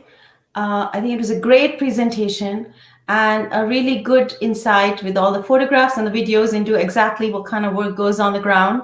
And I think a lot of people have given lots of comments because I think people are very aware of your work, Sanjeevji. So thank you very much for all that you're doing. Very path-breaking, pioneering work on the ground. And I think we've received a lot of donations. At least, I can see a couple of them who have donated, Mr. Vasudeva Raya and Rudra Nidani, and a couple others have donated. And I think in terms of questions, I think people are well aware of your work, Sanjeevji. But is there some sort of volunteer programs or something how people can contribute besides donating? And if they're donating, is there some sort of a I think budget or something that you're looking for per month for like I know the Kerala chapters, the Hindu Seva Kendram used to have every center used to run for $350 or something. So is there something like that for Agniveer that people can sort of tie up and create a budget or a contribution? Dhanyavad to all who are supporting us. Yes, there are rough budgets around different projects. There are reasons why I don't talk about those things much in public, but on one-to-one basis, when people show interest, we talk to them and we get in detail. And the reason is that with all these projects, and especially with projects like directly countering love jihad and doing Ghar Wapsi and running Gems of Bollywood. Apart from a lot of friends and lovers, I also have people, who are always trying to assess what this fellow is doing, what their work is, what their deed is. So this is kind of a chess game also, which is being played, and it's kind of a brutal chess game. Just to give an example, just last Saturday, one of our Agniveers was murdered, as I told in the presentation. So it is there, but yeah, roughly if you speak, we are very ambitious with regards to our goal. For example, in Dang, it has a population of around, I think, 2.5 lakh. So think of it. Our goal is to convert entire Dang and remove every single cross out there from Dang. So wherever we are, probably, I think, yes, we can say that this is the budget for each project. But if you look at the bigger picture, our goal is to kick out every one of them. As you yourself said that, there were only 500 Christian converts at one time. And today, honestly speaking, almost 60-70%, even if they are not Christians on paper, that's what they are doing. So think of it. I have to bring 2.5 lakh people back again. So the best way I suggest is, and that is what we encourage people to do, is to come visit. As you said, volunteer program. Yes, we are now in the next phase. In 2021, one of our goal is to further organize Agniveer also from a public perspective, because we work on multiple domains and have a more organized, more structured volunteer joining program, because different people have different levels of support, as well as the amount of work that they can do given their time restrictions and other responsibilities. Something more organized we are in pipeline to create. So that I think will come in around a month or so. I think there are people for Shramdan, if they can do Shramdan, so that will be a good thing to. Yes. Yes. In fact, Dang, I would say, is one ideal area where I think we need a lot of Shramdan. A lot, because this is almost a cut place. It's almost like because it's a Vanvasi Kshetra. and very sparsely populated. Uh, if you go there, there are either these Christian organizations or there are some small Hindu organizations like us, and then they are left to whatever the destiny gives to them. In other places, sometimes, we don't actively call people for Shramdan also, because there are a lot of these political forces, lot of these naughty forces, and it becomes a risk. Very very honestly, yesterday yesterday my entire day was at Rinku Sharma's home, and very honestly, sometimes in Josh and Utsaha, I may ask people ki come on the ground, etc. But then I have to also make them aware of the fact that coming on the ground may not be very safe in many parts of this country. But in Dang, definitely, a lot of Shramdan is possible. Sanjeev, this is Ominder Ratnu. Hi. Hi, namaste ji. Namaste. So brilliant work as usual. I've been associated with you for quite long now to know the kind of work that you're doing. I have a suggestion and an offer, and also I invite your response to this. Working with Pakistani Hindus for the last decade or so, one thing that I've learned is that documenting data and things and जो आंकड़ों को इकट्ठा करना जो है, that is critical to any movement. So when I was listening to you on Love Jihad, my offer to you right now is that I will fund whatever is needed to document the love jihad cases happening in our country. Whichever come in touch with you, we can go by the FIRs, by the statements of the parents, the affidavits, because as you know, the leftist ecosystem is vehemently attacking this anti-love jihad law by the Yogi Ji government. So my request, my suggestion, my offer to you is to document as many cases as possible so that we make a legitimate case out of it. Your response to that? Thank you. Okay, I think you read my mind, and one of the projects that we have already initiated, if you're aware of Swati Goyal Sharma ji, because the way I work is, in these things, I would like to work with professionals who know their job much better than us. We have formed a team, and if you have recalled, we have already been visiting not only Love Jihad, but every Hindu atrocity places. We are going to the most dangerous places. And we went to this, this Sonipat where a Hindu fellow was murdered. We have already, documented around 15 cases where we have personally been present. So what we are doing is, we are not talking about hearsay here, because one of the, things that when I started Agnivir, one of the promise I gave myself is that I will, whatever I do, I may not be the best leader, but I will lead by example. So I am personally going with her in these places, be it Mewat, be it whatever other places you can talk about. We will get the actual details and we will bring them in public, and we will shut these left liberals once and for all. So this 2021 is all dedicated to this. So I offer 51,000 rupees to this project of yours purely for documentation. I will give 51,000 rupees so that we can get a intelligent and a logical document out of this to throw at the face of the leftists. It makes a lot of difference. Thank you so much. Absolutely. Let's move on to the next one. Thank you so much, Sanjeev ji. Thank you for all the great work you're doing. It is amazing and overwhelming to listen to it. And pranams to you. Many pranams to you. Pranam. So, very overwhelming to hear such wonderful work being done and so much work that needs to be done. And this whole idea of documenting everything, which Omiji just mentioned, I think one of the things that is happening is that with this VSI platform, we will be able to combine forces. People are commenting a lot on the comment box that we all need to come together, and this hopefully is that initiative which will let us all connect the dots and bring all of us together. There's someone working in Kerala, someone in Tamil Nadu, someone working in the Downs, and elsewhere, and we all need to come together and bring those bring that momentum together.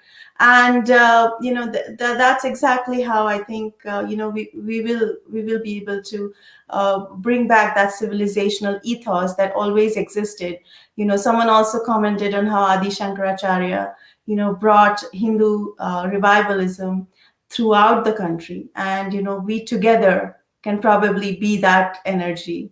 So moving on to the last, but not the least, our project. This is Ms. Gitanjali Ahuja, who will be presenting, and she represents Satyameva Integral Community Development.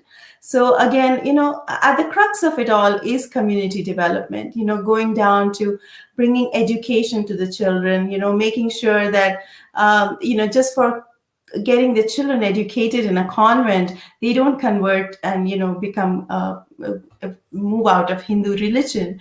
So that, and also providing skill development, reviving, like Sanjay Dixit ji said, some of that artisanal and some of that old ancient craft and heritage that we had, because of which India's work and trade was known all across the world, and India was one of the richest countries because of those crafts and skills that we had.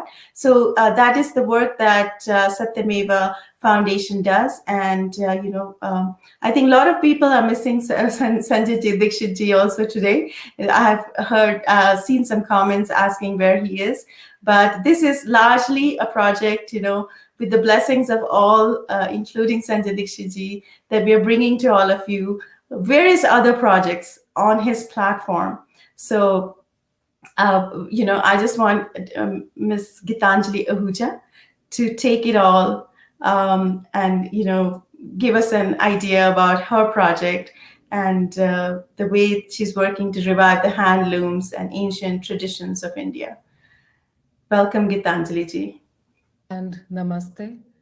I am Gitanjali, presently heading the Satyamev Integral Community Development Project for Oromir Foundation. Oromir Foundation was set up in 2017 to spread integral lifelong learning and living through education and skills training.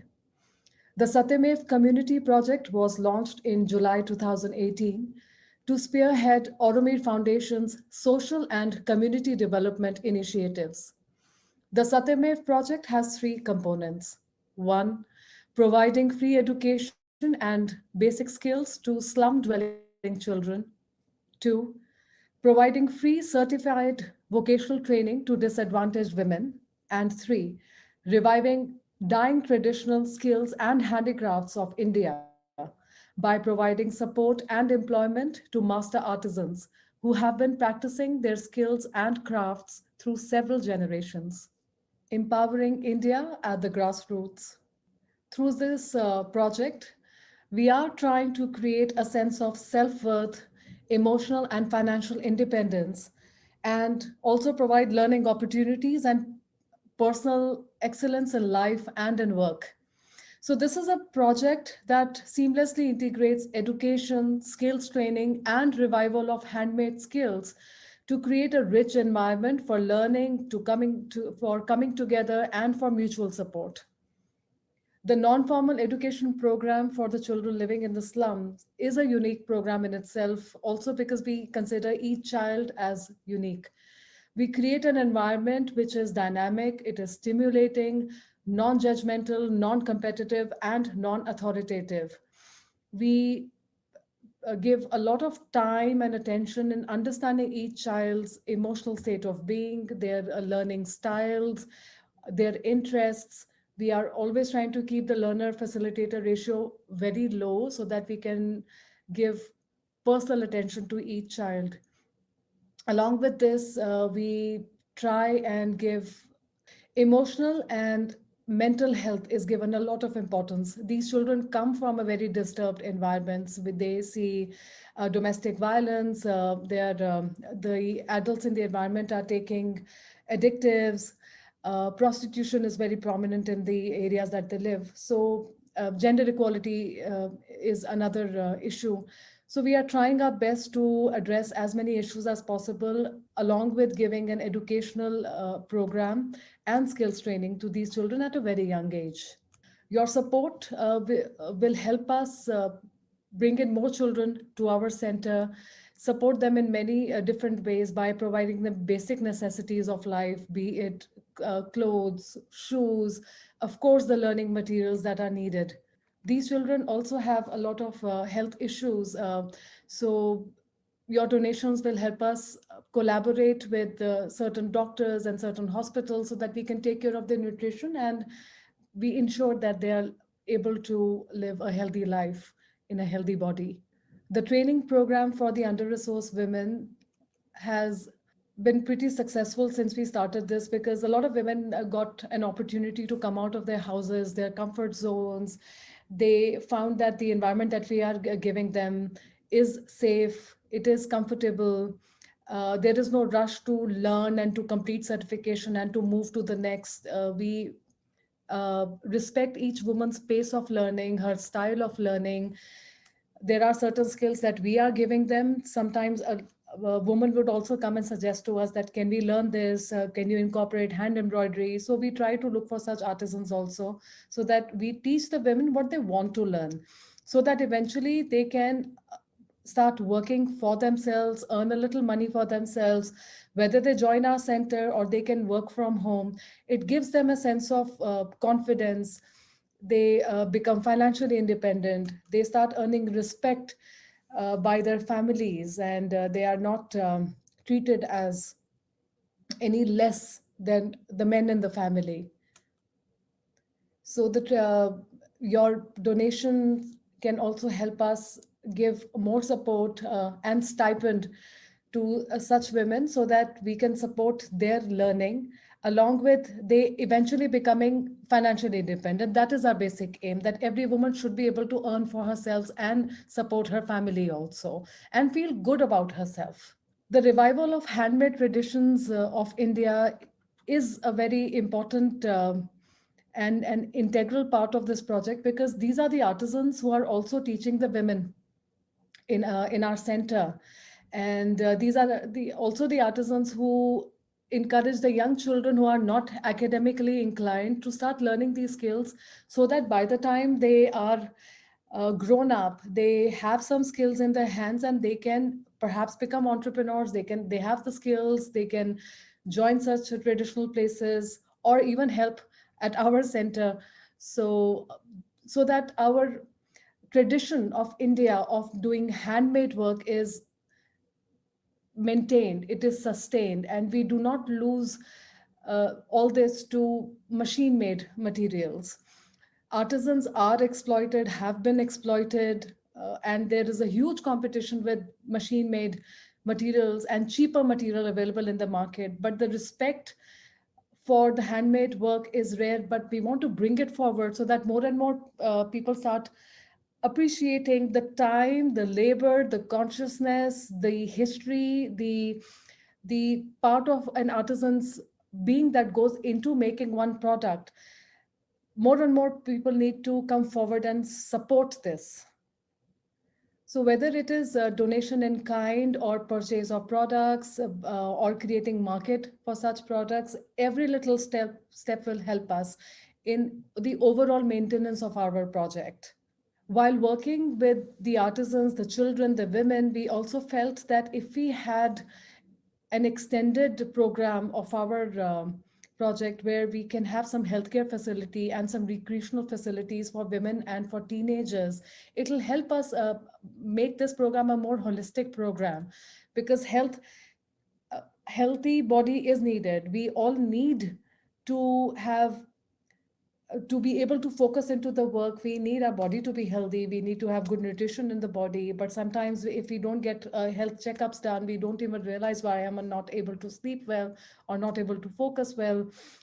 Many women who are coming to us are not well nourished. Children of course have a lot of nutritional gaps. So if we have support in this area too, it will be of great help to us. Overall, for this project, I'm extremely grateful to VSI 2021 to give me this opportunity to present this project. Whether you help in cash or in kind, all the children and the women and the artisans who will be touched by your help, this will help us not only support them, but also to expand this program, deepen this program, and not just in the current location that we have, but also to extend this kind of work to other locations where this help is needed and such programs are needed. I would be more than happy to answer more questions in details. And once again, thank you very much.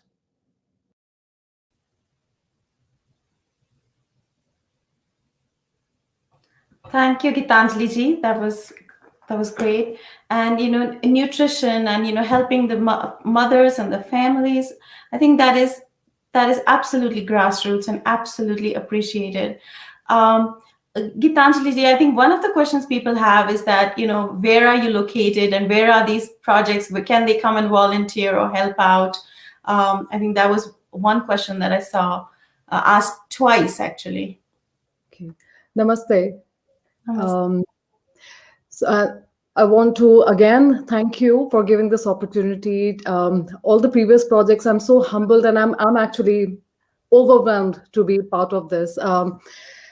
We are based out of Chandigarh, and we are only 2.5 years old. And of course, we are always looking at people who resonate with this kind of work to come and be with us, and that is the community development. Absolutely. So yeah, I think Chandigarh is the place where you're located. I think this is probably just one question that we had, and I think we have donation links posted on the comment box, and you have a website as well. Am I right? Yes.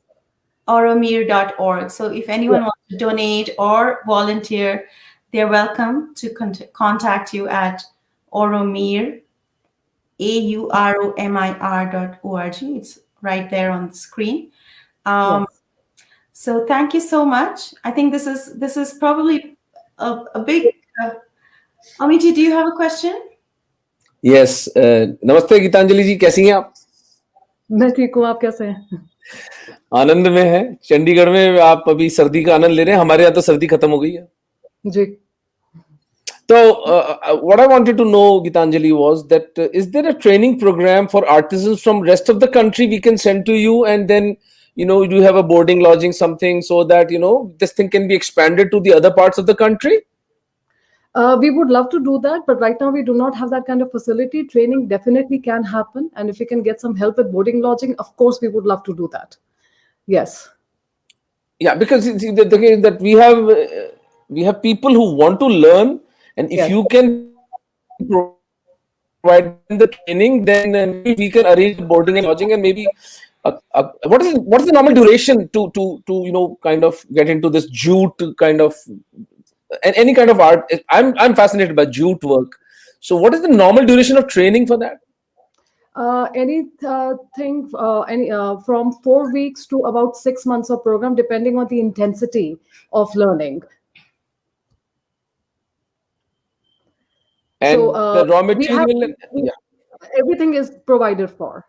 The raw material, the content knowledge, discussions, and all the even the contemporary trends, and going all the way back to the history of each of these crafts.